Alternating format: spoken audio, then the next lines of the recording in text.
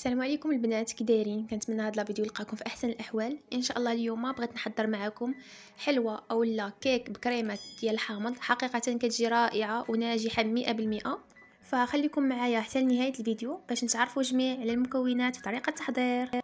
فاول حاجه غادي نحضروا الكريمه ديالنا اللي غادي نحتاجوا فيها 500 ملل من الحليب. غادي نحتاجوا كذلك واحد الحامضه اولا البرتقال اللي متوفر عندكم في المنزل. كناخذوا فقط القشور ديال البرتقال اولا الحامض. بالنسبه لهاد الطورطه تقدروا ديروا النكهه اللي بغيتو، اما ديال الحامض ولا ديال البرتقال اللي متوفر عندكم في المنزل. من بعد كناخذوا الكاسرول ديالنا وكنوضعوه على نار اللي كتكون متوسطه حتى كيغلى لينا الحليب.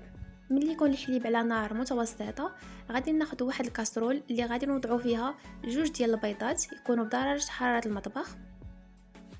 غادي نضيفوا ليهم 100 غرام من سكر سنيده، وايضا غادي نحتاجوا 30 غرام من النشا.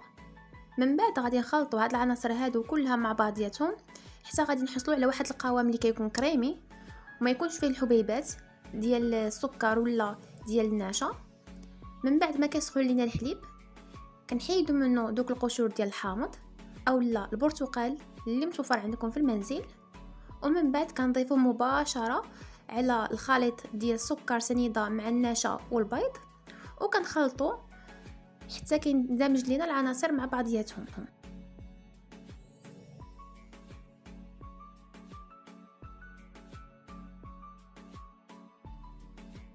ومن بعد كنوضعوه مباشره على نار اللي كتكون متوسطه حتى كنحصلوا على واحد الخليط او على واحد القوام اللي كيكون عاقد ومتجانس كما كتشوفوا، ما فيش الحبيبات وكيكون عندنا على شكل كريمي صافي. من بعد كنحيدوه من النار وكناخذوا البرتقاله اولا الحامضه اللي خدينا القشور ديالها في البدايه وكنعصروها، كناخذوا العصير ديالها كيف ما كتشوفوا. من بعد مباشره كنوضعوه على الكريمه ديالنا وكنبقاو كنخلطوا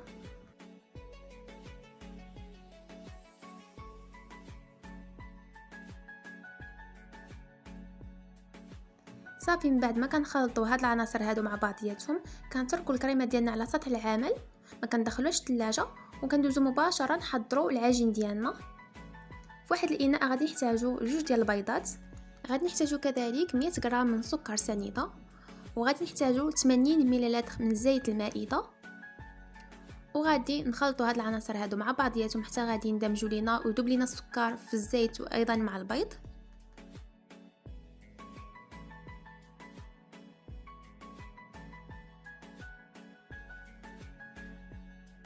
وغادي نضيفوا مباشره 340 غرام من الدقيق. غادي نضيفوا كذلك 10 غرام من خميره الحلويات.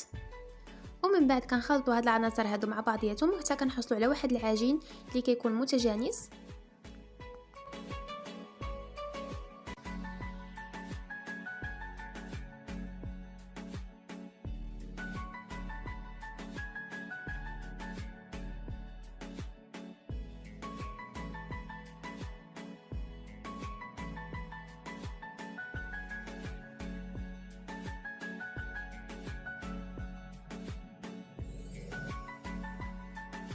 صافي هنا من بعد ما كنحصلوا على هذا القوام هذا كنقسموا العجين ديالنا الى نصفين، واحد النصف يكون كبر من النصف الاخر، كنوضعوه في واحد المول ومن بعد كنوزعوا العجين ديالنا بهذه الطريقه هذه بشكل متساوي.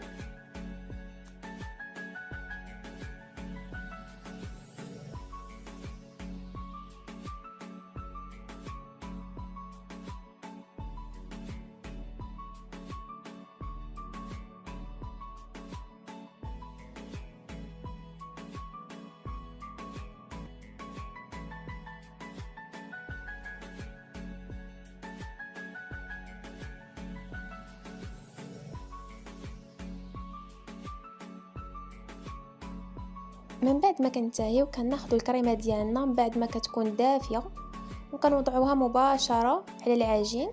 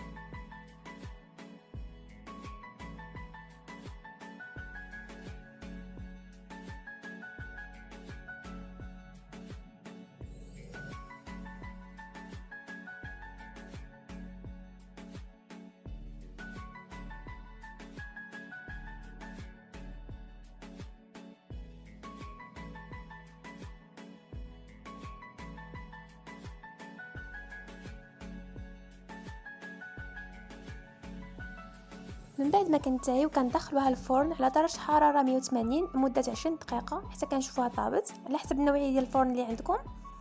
ملي كنشوفوها طابت لينا من التحت ومن الفوق كنخرجوها، ومن بعد كنخليوها حتى كتبرد واحد شويه وكنوضعوها في طبق التقديم. كيف ما كتشوفوا دغيا دغيا كتخرج من القالب، فما كتلصقش لينا نهائيا. وهاد الوصفه هذه ناجحه 100%، انا متاكده غادي تنجح معكم من اول مره غادي تجربوها. بالنسبه للزين فهو كيبقى اختياري، تقدروا تزينوا باي حاجه متوفره عندكم في المنزل. هنا غادي ناخذ شويه ديال السكر كلاصي وغادي نرشوه من الفوق من السطح ديال هاد الحلوى هذه. فحقيقه كتجي رائعه وكتجي لذيذه بالنكهه ديال الحامض، فانا جربتها بالنكهه ديال الحامض والنكهه ديال البرتقال، فحقيقه كتجي رائعه وكتجي لذيذه.